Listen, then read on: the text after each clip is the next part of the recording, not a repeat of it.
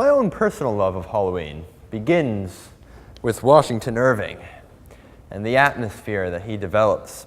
He was an early American author and really drew on the wonders of autumn in New England, especially in good old Vermont.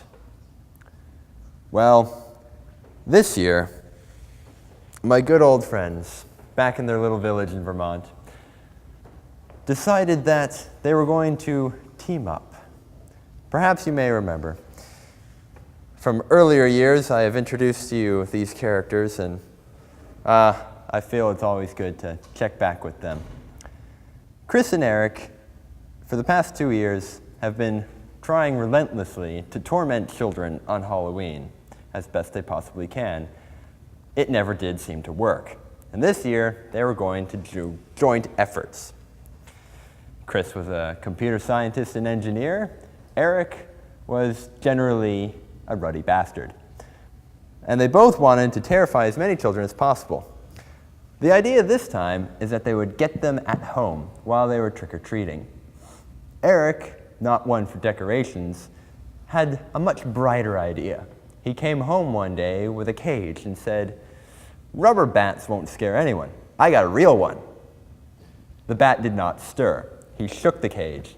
The bat opened its eyes, a very well amount annoyed, and shut them again. So Eric hung it up and said, "I'll figure it out." Chris, on the other hand, was hoping to arrange some scary light show and have some props like skeletons pop out of the ground. He went down to the basement to fiddle with the wires. There were logical members of our team of friends. Emily glared at Eric at the prospect of throwing a live bat at little children. But he reassured her, no. It's not dangerous after all. It's not a vampire bat. It doesn't eat, people. It only eats insects. The only problem is if we get some ginger kid with curly hair and gets stuck in there and bites his skull. But what are the odds of that? We just won't let them come near the door. We'll throw the candy at them from afar. That also amused Eric. Chris was nowhere to be seen for days before Halloween. And when it finally came around, Emily and her friend Tim had to sit around to make sure that nobody was seriously injured because we absolutely couldn't dissuade Eric. When the first batch of children arrived, Eric opened up the cage, rattled it a bit, convinced the bat to fly just a little ways forward, and then it went straight back to roost without a single child noticing what was going on above their heads. Failure number 1. Eric's next idea was to get a high-pitched whistle. After all, bats' echolocation sounds are very high-pitched and hard to hear for humans. He thought maybe this would rouse the thing. What he did not realize was that below him, Chris was fiddling with some high voltage in an attempt to make the lights even brighter on his skeletal zombies. When he blew into the whistle, instead of getting the bat to move, he got every dog in town to howl. This startled Chris, who touched the wires with his bare hand, got a powerful electric shock, and ran up in fright.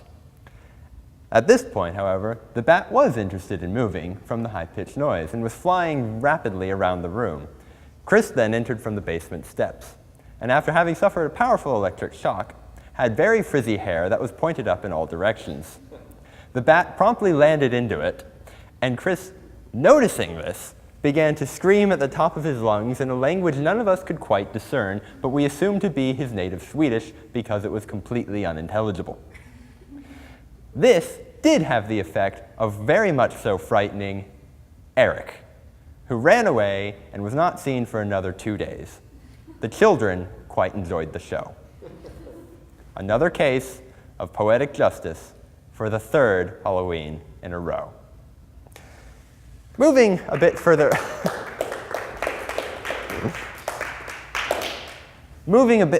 south, we have another Native American who will tell us another tale of ghouls and something very much so disturbing going on in the South, something more disturbing than Tea Partiers. Amy? Well, my great-grandpa, Cook Allen, he fought in the Great War with this man called Jeb. While Cook went on to raise a family, get a farm, milk cows, up until the ripe old age of 94, Jeb wasn't so lucky. He never quite recovered from what he saw over there.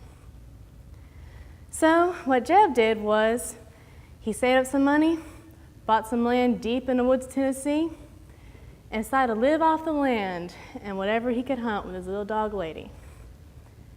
It was a day a little bit like this one, cold, misty, and he couldn't find a single thing all day. So all he could find at the end of the day was one scrawny little squirrel. Well, he thought, meat's meat. So he got his rifle, aimed, bam! Shot it right in the head. Lady, knowing her cue, went off to go and get it. Jeb waited a few moments. He waited a little longer. Strange, he thought. Lady normally came back. What was that sound? He heard the most god-awful rowdy noise. Some snarling and growling, yelping, barking. He ran after it to go see what was going on, and there, fighting with Lady over that dead, scrawny little squirrel, was the strangest thing he ever saw in his life. It was this pure white thing with red eyes and spiky ears, all skin and bone, with the exception of a thick white tail, slashing, and he couldn't quite describe what that tail was doing now. But it was moving and thrashing against Lady, against the ground, against that dead squirrel that he was beating down. He wouldn't have anything hurting his lady, so he got out his hatchet. He said, "You get away from my lady now," and cut that thing's tail off. The thing, it screeched and howled, and he looked at Jeb, and Jeb looked at him, and he raised his hatchet one more time, and that thing scampered off quicker than greased lightning. Well, he looked at the squirrel. It was completely destroyed. He looked at Lady, and Lady looked up at him with those big, sorrowful puppy eyes that she always had, even in her old age. And he looked at the tail. It was awful thick, awful meaty. It'd be an awful shame for it to go to waste. Well, he thought, meat's meat, and he picked it up, put it in his satchel, and went back with Lady back to his cabin. Well, he cooked it in his little pot, gave it some beans for a little bit of flavor, and it was the best dish he ever had in his life. He ate the entire thing, licked the bowl clean, and when he got down to the tailbones of it, he sucked the marrow dry, and it was the sweetest marrow he ever had. He went to bed that night with a full stomach. Later on that night, he heard some scratching at the door. He got up and saw Lady was growling. She never growled at any sort of scratching. She always just ignored it because she knew that she was tough enough to handle it. "Who's there?" he said. "Tailypo, Tailypo, I want my Tailypo." "Go on, get it. I ain't got your Tailypo," Jeb said. The scratching stopped in the meantime. The next day, when Jeb was out hunting with Lady, he managed to get a little better haul. He got a fat squirrel and a scrawny little rabbit trapped in one of the roots of the trees. Must have been awful scared. So he picked it up, put it in his satchel, and he was walking back to his cabin when he felt like he was being watched again. "Who's there?" he said. "Tailypo, Tailypo, all I want's my Tailypo." "I ain't got your Tailypo," Jeb said. "Now get before I kill you and shoot you and have you for breakfast." He didn't hear nothing for the rest of that night. The next day, he saw it again. Those red eyes, that white skin, that scrawny figure, blooding up for a tail.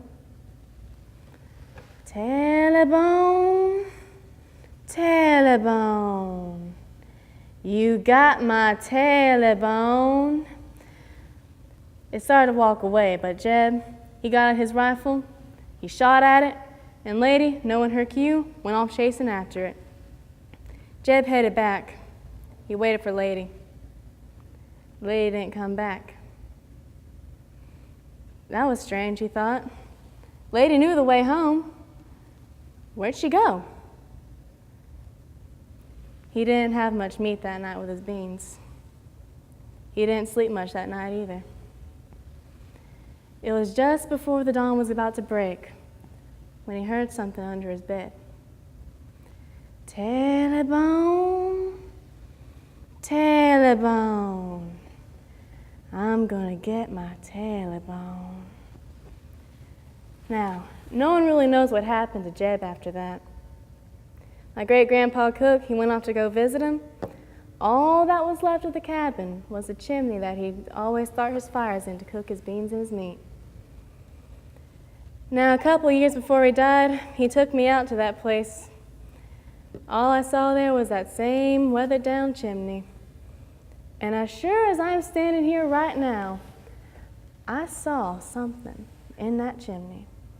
And I heard something near it. Tailybone, Tailybone, I got my tailybone.